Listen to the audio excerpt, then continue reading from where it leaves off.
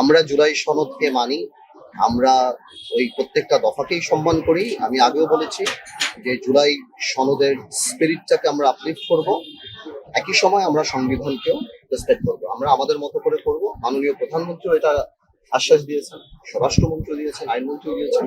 তো এটাকে নিয়ে বিরোধী দল শুধু শুধু এরকম একটা বিভ্রান্তি সৃষ্টি করা যে আমরা এটা মানি না বা মানবো না বা প্রতারণা, আমার মনে হয় প্রতারণা কথাটা অনেক স্ট্রং ওয়ার্ড, এখান থেকে বিরোধী দলের সরে আসা উচিত। তো ভোলা বরিশাল সেতু তো অনুমোদিত হয়েছে।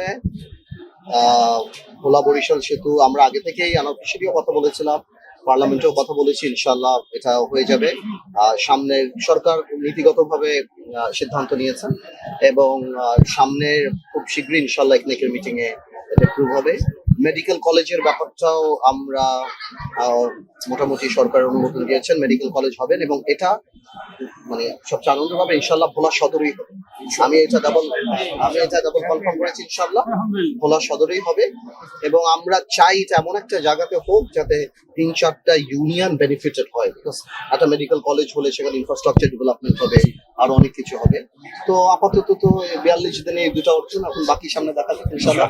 তো একটার সাথে রিলেটেড ইনশাল্লাহ এখন যখন ব্রিজের কথা হচ্ছে, ন্যাচারালি ইনভেস্টররা অনেক বেশি ইন্টারেস্টেড হবে। ভোলার সম্পত্তির দাম বাড়বে, ভোলার জমির দাম বাড়বে, ইনফ্রাস্ট্রাকচার হবে, কমিউনিকেশন বেটার হবে। আর সবচেয়ে বড় কথা, আমি আগেও যেটা বলেছি, এটা আমাদের মৌলিক অধিকার। আমরা একটা ভৌগোলিক কারাগারে, এটা কোনো, আমি যখন পার্লামেন্টে কথা বলছি, এটা কোনো রড সুক্রি সিমেন্টের দাবি আমি করি নাই। আমি দাবি করেছি আমার অধিকার, আমার সাম্যের অধিকার, এবং আলহামদুলিল্লাহ এটা সরকার অনুমোদন করেছে। আর বাকিটা আপনারা দোয়া করবেন ইনশাল্লাহ।